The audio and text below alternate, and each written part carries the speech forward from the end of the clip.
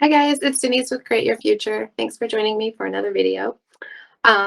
Today I'm going to share another success story with you guys, and we're going to talk a little bit about the details of that and give you some tips and pointers for creating your own success story along your manifestational journey. Before we get started though, we have a contest running. So it's the 100,000 subscribers contest, and that will be running until we reach 100,000 subscribers. And you guys can enter to win 3 coaching sessions with the coach of your choice by commenting on any of Create Your Future's videos that you've subscribed and what you've manifested using the law of assumption. So that's pretty exciting and fun. Also, I have a couple of courses out. I have a really cool confidence course, which is actually about manifesting the version of you that has the things that you want to manifest in your life. Because as you know, being in the state is what brings that into your reality. So when you manifest anything, really what you're actually doing is you're manifesting yourself to become the person that believes you have the thing that is fulfilled in the idea of having the relationship or the money or the car or the job or whatever it is you're manifesting, the excellent health, all of those things. So this course walks you through creating that version of you through I am affirmations. And it also brings in elements of things you can do in your physical reality to actually boost your confidence and keep you going and further expand to that version of yourself, that best version of yourself. So that's pretty cool. And then my other course is on living in the end. And as you guys know, that is like the clear-cut path to getting your desires to go toward the end and keep focusing on that without diverting too much attention toward any other possibility. And so this course walks you through like clearly explaining. It kind of questions you to get to where you clearly like have like a snapshot of your end goal, and then it puts it in sort of a mantra. And then it helps you with creating a mental diet to support your end goal, creating affirmations to support your end goal, and just how to put yourself in check in terms of what types of thoughts you should be thinking along the way. So that's awesome. Also, I have my workshop, my monthly table talk, which is really cool. It's a group coaching course, and it's at a lower rate than a regular coaching course because it is shared. So the time is limited, but each attendee does have time to ask questions and get their personal questions answered on the topic.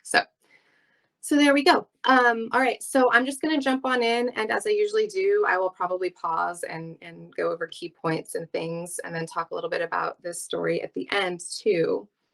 All right, so she's super excited. First off, I want to say how thankful I am to Create Your Future and all the amazing coaches, and to Denise for helping me gain so much clarity and confidence, not only in manifesting, but in myself. I also wanted to write this for Denise to read because I know how much success stories help on those days when you're feeling like nothing is working. So you guys, as always, set your intentions to get the most out of this video and decide that you've seen the success story. They keep coming, you keep hearing them, and it's because your success is coming. That's your subconscious bringing it closer into your experience. So when you see it through others around you, it's not about, oh, it happened to them, why isn't it happening to me? Or when is it going to happen to me? It's about, hey, it happened for them. That means it's coming in closer and I'm about to experience it. And that's not only with the success story, that's with the wedding, the proposals, the pregnancies, the commitments, the moving, the job promotions. It's with all of it, the lottery winnings, all of these things. As you see them happening in your reality to other people around you, it's bringing it closer to you. So maintaining that meaning behind it is really important. Okay. I have been consciously manifesting my SP for 2 years now. We've been seeing each other off and on for 4 years without serious commitment, and I created a lot of dissonance and third parties with my insecurities and low self-concept. Without making this story too long, because I can write a book on our past, I want to just point out that in the past, I was reacting a lot, and even when I was aware of manifesting, I was still not giving it my 100, and I was giving my SP free will and trying to control the 3D. So that happens obviously a lot where we know how this works and we know, but there is still that, we know that we can control it and that we are, but there is still that level of disbelief. And I attribute that to programming, right? We weren't, most of us weren't taught this early enough for it to be like second nature and for it to be like, oh, of course that's how life works. So there's going to be that part of us that's like doubting it and doesn't want to give it 100% or gets tired trying. And remember to just keep persisting, and it all shifts toward the other end of the spectrum as you continue on the journey. Um, like I said, I've been consciously manifesting my SP, and March of 2021, at the time I got rid of a third party. Once I got rid of her, he came back to me. He was amazing, and we were literally together every single day, but still didn't fully commit. And I learned some things that happened with the 3D, with the third party, that caused a lot of insecurities and me to be triggered. And I was still logically understanding manifesting and feeling a lot better, but I let my mental diet slip and I focused too much on the 3D to the point where I reacted in June. At that time, someone I know had reached out to me and said that she had spoken to my SP on a dating app. And then probably a week after, I saw him refollow an old third party on Instagram, and I spiraled and reacted both internally and externally. I want to point out here, so she manifested for her friend to tell her that SP was on a dating app, specific person was on a dating app. That was her manifestation. And then in reaction to her manifestation, then she manifested to see him follow this old person that had been a third party. And then that was her manifestation, and then reacted to that and just spiraled and, then reacted and created resistance between them by reacting in the 3D. So I just want to point out that it's really important to remember everyone is you pushed out, which means everything that everyone says and does is nothing more than a reflection of your projection of them. So when someone does something and we give it power and we put weight in it and we think it means something else, then we react to it. But really, it's our own creation. So remember that, like, your job when these things show up is to keep reminding yourself, this is all mine. That's my manifestation. I'm not going to argue with it. I'm not going to resist it. I'm just going to move toward the manifestation that I really want and try to just take your attention off of it and go toward what you want, because otherwise you're just reacting to your own creation, thus creating more of it. And that just perpetuates over and over again. But eventually we all get it, right? We all do that. And then eventually the more you think about it, the more you contemplate it, the more you put it into practice, you will again like shift out of that area. So my SP said he didn't want to lose me, but wasn't sure what he wanted yet. And that's because I was so hot and cold, because while spiraling and giving him free will and looking for evidence in the 3D, I was still affirming. So there's that back and forth, right? Yeah, I don't know what I want. I'm not really giving you my all, but I'm not sure. So she's like, no, I know I can do this. I'm going to keep affirming. He wants to be with me. But then doubting, oh, but I also saw he started following that girl. What if he starts dating her again? So that's what creates the hot and cold. It's that, looking at reality for confirmation and then deciding like, I don't need reality. I'm creating what's happening. So you're going back and forth. They're going back and forth. So for about a week after my reaction to him, we were okay. And then out of nowhere, he ghosted me. That's when I reached out to Denise, and she was so sweet and reassuring. Thanks, I tried. We worked on my self-concept, and we spoke a lot about how what I want wants me and how to not react to things in my 3D, because although my SB ghosted me, he still lives a block away from me and goes to the same gym as me. And so we're bound to run into one another. I believe Denise and I had 4 sessions together, and I made it a point every time to really take what she said and put it into action. I also told her every time we spoke that I would have good news for her next time, and sure enough, I did. Also, I just want to point out, when we define that somebody has ghosted us, like if that's how you describe it in coaching, or if that's how you describe it as you're telling your success story, that's one thing. But once you've defined it as that, let go of it and change the wording. Don't ever use that word any again. He's scared. He's hiding. He's not sure what he wants. He feels intimidated by his feelings for me. Literally anything else. He's dealing with family. He's on vacation. He just got a promotion and he's super stressed out at work. Like, not ghosting. Just eliminate that word from your vocabulary. I also finally realized that I was trying to control and manipulate the 3D, so I fully stopped. I realized that I was also giving him free will and questioning. I decided to cut the BS with myself because I know my SP is my man. Yes, that's the way to think about it. And I tell you guys too, like when you're when you have questions, when you're doing the what if game, stop and say, what do I want the answer to be? And then that becomes your affirmation. That becomes what you give your attention on. Okay. What are they thinking? What are they doing? What do they want? Where are they? Who are they talking to? What do I want the answers to all these questions be? If you have to write them down, write them down. And then start focusing on those answers more and more as declarations, not as questions. Okay.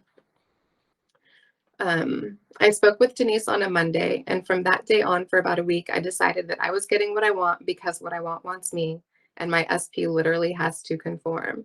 That week, a circumstance occurred where he had a passing in his family, and since he told me about it when I ran into him earlier that day while walking, I decided to send him over his favorite dessert.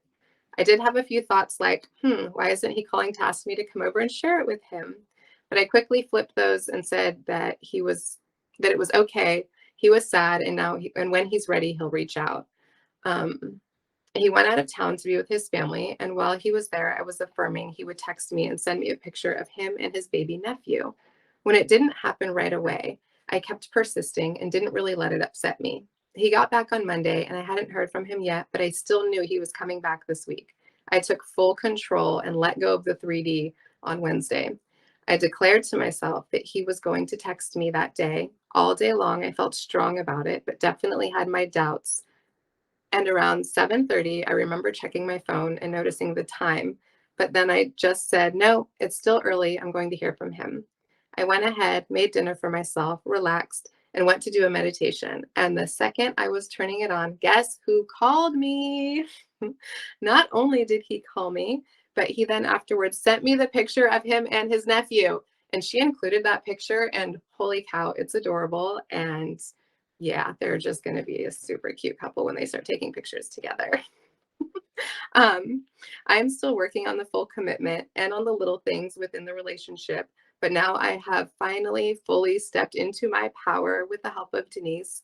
And I know that I'm going to get everything I want and more because I literally am in full control, and I know that I'm worthy of it.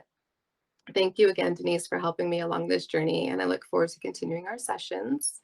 As I know that consciously manifesting never ends, and I really find it so helpful to have a coach to remind me that I am the one creating everyone and everything, and that I truly am the goddess of my reality.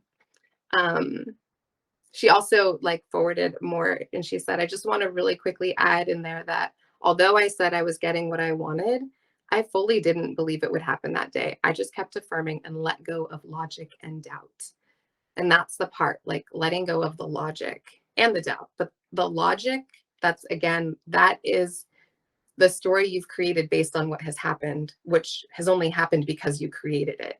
So we manifest because we believe something, then we look at what we manifested and we confirm what we believe as if it's truth and real, and then more stuff manifests to support that. So that's like the feedback loop. That's what we're talking about when we say there's a feedback loop. We create it, we observe it, we think it's real because we're observing it, and thus create more of it and keep going and going and going. So if you can throw a wrench in that, you're gonna excel or begin to manifest in a totally different way. When you can shut down that feedback loop and remind yourself, this is literally just the thing that I created. That's all. There is no truth. There is nothing that is anything. There's no definitive truth out there. There's no, they are doing this, they aren't doing this. They do feel this, they don't feel this. Literally all of those things exist all the time simultaneously right now. You make it truth for you because you bring whichever one you focus on most into your awareness. So there is no definitive truth. There is whatever your consciousness perceives becomes your reality. It becomes your truth for your experience. But literally all of the options are there and happening or not happening, and you get to choose which one you're experiencing. So that's my favorite part. I really get into that. That's the magic of this. That's the part where I'm my mind gets blown. Thinking about even past things, I don't know, I'm going to use an example, if you're ruminating over the past, maybe for me at least, I had a lot of breaks during my relationship as it was growing into a relationship. And so during those breaks, I would, question his loyalty or faithfulness. And then go back and forth, hot and cold, hot and cold. Never found anything out during that time. And then later found out that some things had happened that while we weren't together, so it didn't matter, but it mattered to me, even though I knew I created it. So I had to remind myself, like, this was my creation. I created this. It's not a big deal. But I get fascinated with thinking that what actually made me create it, it didn't happen then when it appeared to happen. It had, it had already happened energetically, like it existed already. And when I found out about it was when it actually happened for me in my reality. So in other words, it's like, no, he didn't kiss some other girl last February. What actually happened is right now, when you just found that information out, you manifested that he kissed some other girl last February. Like, and up until that point, when it manifests in your reality, it's never real and it's never truth and it never has already happened. So like I get a lot of clients that are questioning, like, what are they doing behind my back? Or like, what has been happening this whole time? And I keep trying to reiterate and remind them, like, literally nothing and everything. So you choose. Like, if you want to keep saying, oh, I know something happened, that's what I did. Like, I know he like pursued somebody else that time we broke up. I know it. Yeah, I didn't know it. I created it. If I could have gotten behind, I know he didn't, that's what would have been reflected back to me. So that whole like trying to find the evidence, like that's how deep it goes. You're trying to find confirmation of your beliefs. You always will. You will always be able to find confirmation of your beliefs. And it doesn't mean they're true. It just means that that's how this works. Your reality is created through your beliefs. So your beliefs will make something real for you. So practice finding confirmation for your desires. Practice. Like look for the little clues, any little clue that you can, and blow that ish up. Excuse my language. Like amplify that, highlight it, shine a light on it, scream about it, talk about it, write about it. Like any confirmations that support your desires, that's what you want to start becoming an investigator on. That's what you want to start. Like, I know it. I'm finding the truth. Here it is. That's what you want to get excited about.